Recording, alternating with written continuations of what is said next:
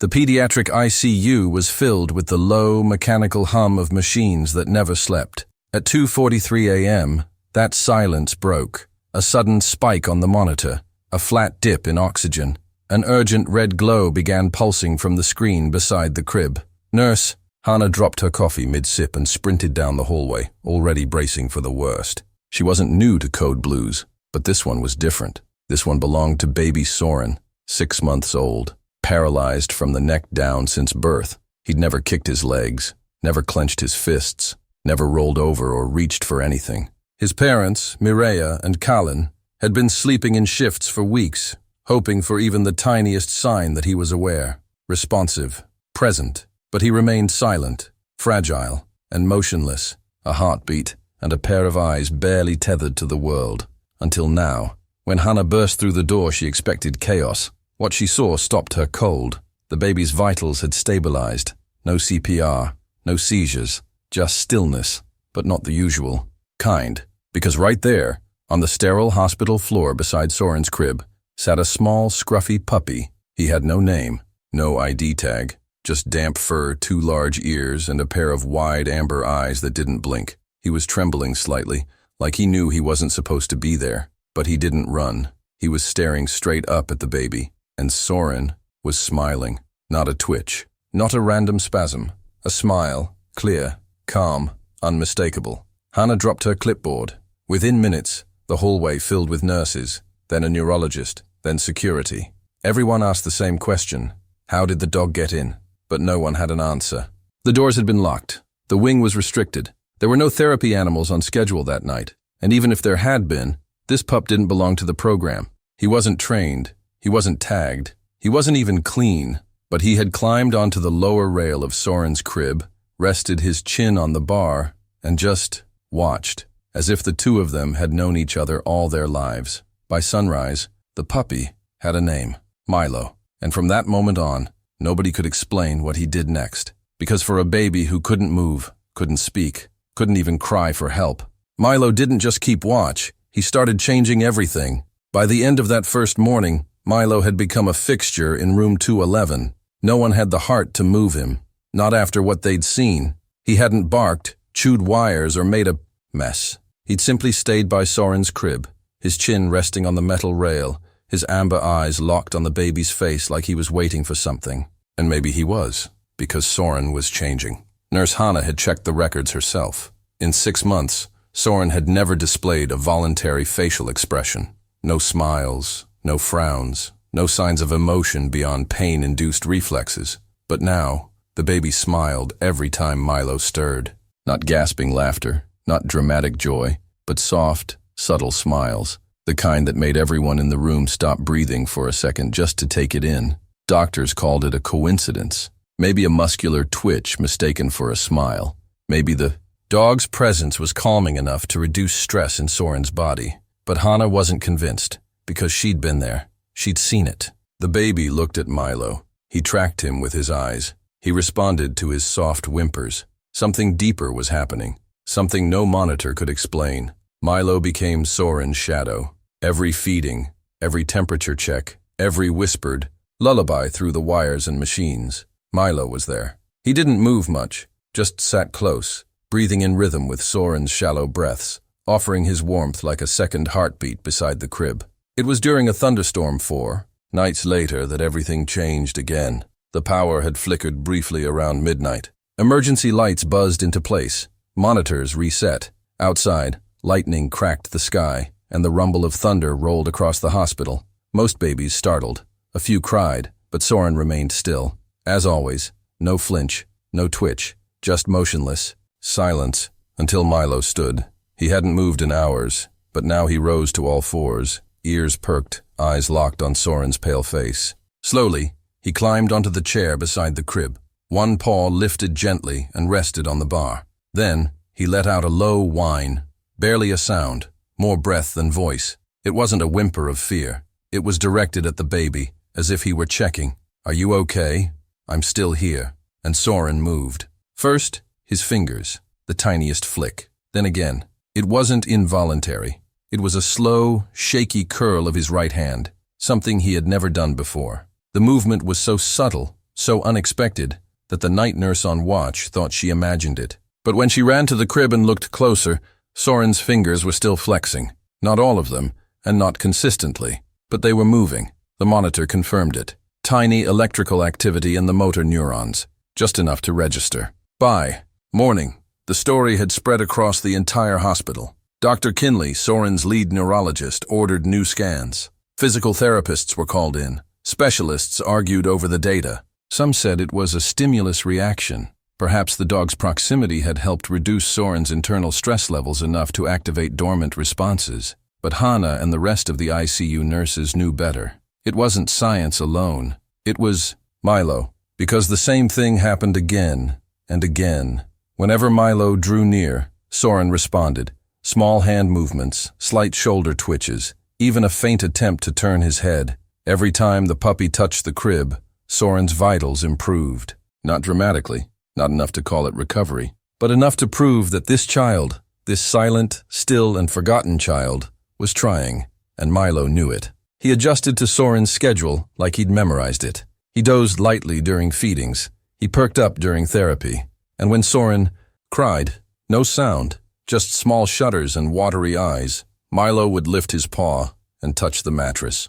Every time. The medical team still couldn't explain how Milo got into the hospital that night. Surveillance footage showed the main doors closed. No one had brought him in. The working theory was that he had slipped in through the laundry bay during the rain. But Hannah had a different idea. Maybe he didn't find us by accident, she whispered to Kaylin one evening, as the father sat beside his son's crib, watching Soren's hand curl slowly toward the edge of the blanket. Maybe he was sent. Callan didn't laugh. He just nodded, eyes full of tears. Because for the first time in half a year, he didn't feel like he was waiting for a miracle. He was watching one unfold, and no one was ready for what would happen next. Because Milo hadn't come just to comfort. He had come to wake something up, something no one else could reach. And now that it had begun, there was no going back. 3 days after the thunderstorm, the ICU team gathered quietly outside room 211. Dr. Kinley stood at the center, arms crossed, eyes glued to the video loop playing on the portable tablet. Again and again, they watched Soren's fingers curl, watched his shoulder twitch as Milo stood at the crib's edge. It was subtle, barely enough for a definitive clinical diagnosis, but it wasn't nothing. And in a room where nothing had changed in 6 months, even a little meant everything. Inside the room, Milo was curled beneath the crib, his chin resting on the floor, his ears twitching with every beep of the monitors. The baby above him had grown more active in ways no one expected. Soren still couldn't lift his head, and his breathing still required oxygen support at times. But his eyes had become vibrant, alert, following motion, tracking voices, and always searching for the familiar sound of paws on tile. Every time Milo entered the room, Soren smiled, not out of reflex, out of recognition. The hospital approved Milo's continued presence, officially listing him as an emotional support companion. A trainer volunteered to assess him for therapy certification, but after 2 hours with Milo, he simply shook his head and said, he doesn't need training, he already knows what to do. And he did. Milo adjusted to Soren's rhythms like a second pulse. When Soren was tired, Milo would rest. When the baby was irritable during stretches or cold during dressing changes, Milo would climb into the chair beside the crib and lean close enough for the warmth of his breath to reach the child's cheek. The connection between them had deepened into something wordless, something that left even the medical team shaking their heads in awe. But the real breakthrough came on a quiet Wednesday afternoon. It was supposed to be routine, a baseline motor assessment with Soren's physical therapist, Amanda. She'd been working with him for months, tracking his progress with gentle, measured expectations. That day, she placed a small cloth elephant just above Soren's shoulder, halfway between his line of sight and his reach. The toy was bright yellow, with a tiny rattle inside. Amanda tapped it softly, letting the sound echo near his ear. Soren turned his head. Then, slowly, shakily, he raised his arm. Amanda froze. "Do you see that?" she whispered to Hannah, who was charting nearby. The nurse stood and stared. Soren's hand wobbled through the air, jerky and unsure, but moved steadily toward the toy. Milo, who had been napping under the chair, sat up. He moved beside the crib, placed his paws on the rail, and gave a low, breathy whimper. Soren's fingers touched the cloth. The toy shifted, not dropped, not grabbed, but moved. Amanda covered her mouth with one hand. Tears welled in her eyes. "He just reached," she whispered. That was intentional. Later, the footage would be reviewed frame by frame. The neuro team would revise Soren's prognosis. The term minimal motor potential would be quietly removed from his chart, and Milo's presence would be cited as an ongoing therapeutic modifier, even though no one really understood what that meant. But in the room, none of those terms mattered, because for the first time in his short, fragile life, Soren had made a choice to move, to try, to fight back, and Milo had been there to see it. That evening, Callan and Mireia arrived just after the news broke. The moment Hannah explained what happened, Mireia dropped her purse and ran to the crib, hands trembling. Callan stood in stunned silence, staring at the video replaying on Hannah's phone. Their son had reached. Not imagined, not assisted. Reached. Mireia leaned over Soren, tears dripping onto his blanket. "You did it, baby," she whispered. "You did it." And Soren, exhausted but awake, stared up at her with wide, shining eyes. Milo, from the foot of the crib, thumped his tail once. Later that night, as the ward dimmed and machines settled into their soft rhythm, Callan sat by the window with Milo curled at his feet. He watched his son sleep and listened to the low hum of oxygen. Then he looked down at the dog and said softly, "You didn't just wake him up, did you? You gave him a reason to try." Milo didn't respond, but his ears perked at the sound of Soren shifting, and once again, he rose, stepped to the edge of the crib, and placed his paw against the rail, as if to say, "I'm still here." And in that moment, no one doubted it anymore. This wasn't just recovery. This was connection, and it was just the beginning. The next few days unfolded like slow magic. Word of Soren's breakthrough spread beyond the ICU. Doctors who'd once spoken in careful, tempered language now used words like neurological activation and voluntary reach. Nurses who had watched the baby lie still for half a year began adjusting their schedules to slip into room 211 just to see him stretch his fingers. The atmosphere had changed, subtly, steadily, like hope had taken root in the quiet places between machines and medicine. And at the center of it all was a puppy who never asked for attention, but never missed a moment. Milo had officially become part of the care team in every way that mattered. He had no degree, no certification, but his presence had become a kind of medicine, a grounding force. When Soren's heart rate spiked, Milo would stand up. When the baby groaned from discomfort, Milo would rest his head on the mattress edge. He didn't need to be taught how to respond. He just did. But the real test came when the team introduced a new therapy method. Amanda, the lead physical therapist, brought in a set of sound and light toys, small, simple devices that lit up and played soft tones when touched. Normally used in early motor stimulation for toddlers, the toys were placed around Soren's crib in a semicircle. One on the left, one on the right, one just above his head. Amanda wasn't expecting much. After all, reaching for a cloth toy was one thing. Activating light-based stimulus, that was another. But the moment Milo perked up and barked just once, Soren turned his head, slowly, deliberately, toward the sound. His eyes landed on the glowing toy. His arm followed, stretching slightly. His hand lifted, and then, with a soft thump, he touched the button. The toy lit up. The melody played, and Soren smiled. Amanda gasped. He just triggered a sensory cue. "On his own," she whispered, her voice shaky. "This isn't just recovery. It's cognition. It's coordination." Soren's chart was updated again. The word miraculous was written, quietly, humbly, in the progress notes by a physician who had once called his condition permanently static. Outside the hospital, news had started to spread. Someone from the night staff had filmed Milo, resting beside the crib, tail wagging gently as Soren reached toward him with a trembling hand. The clip, silent, beautiful, and completely unscripted, was posted to a pediatric support forum. Within hours, it had gone viral. By morning, it was being shared across the world. A paralyzed baby, an unknown puppy, and a bond that science couldn't explain. Offers poured in. Therapy organizations wanted to feature the story. Media outlets reached out for interviews. One foundation offered to fund all of Soren's ongoing therapy expenses, but Mireia declined them all. "This isn't about a headline," she said softly to Hannah one night. "This is about a boy and a dog who found each other when no one else knew how to help. Even Dr. Kinley, always the pragmatist, admitted during rounds. Whatever this connection is, it's working. And if we're wise, we'll stop trying to measure it and start protecting it. Then came the moment no one could have predicted. It was past midnight.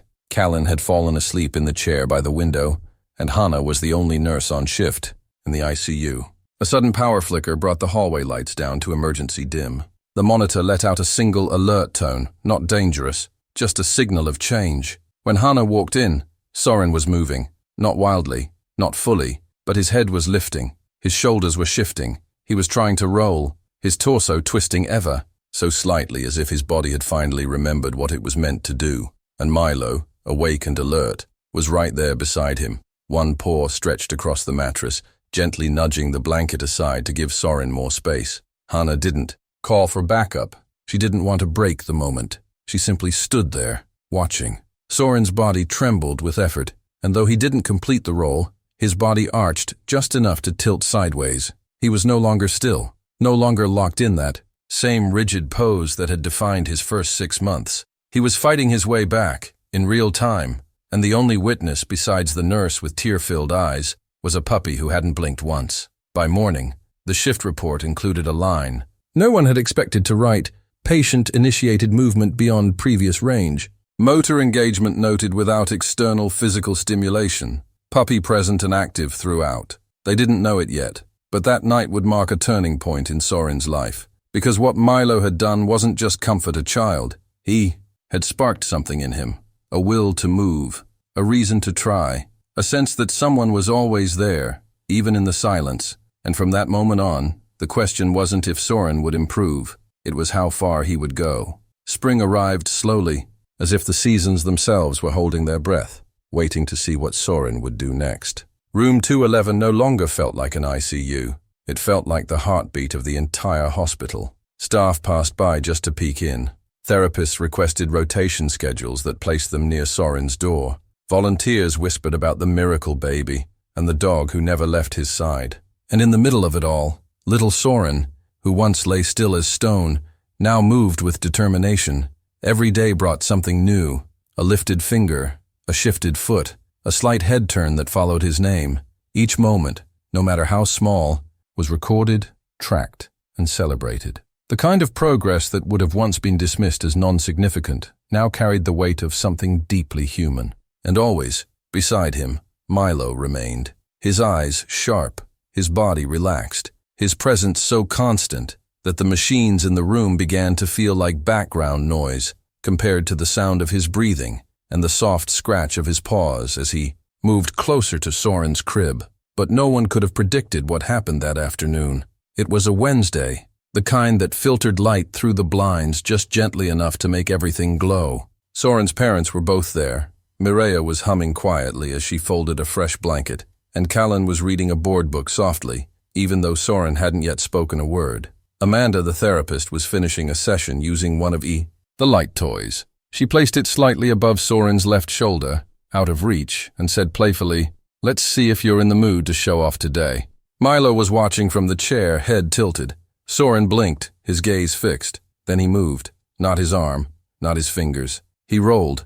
It wasn't perfect. It was slow, shaky, and took everything his tiny frame had to offer. But with a groan of effort, and the tiniest sound from his throat, half breath, half squeak, he turned from his back onto his side, then onto his stomach. And when he got there, he raised his head, just a few inches, just enough to look up and lock eyes with Milo. The room froze.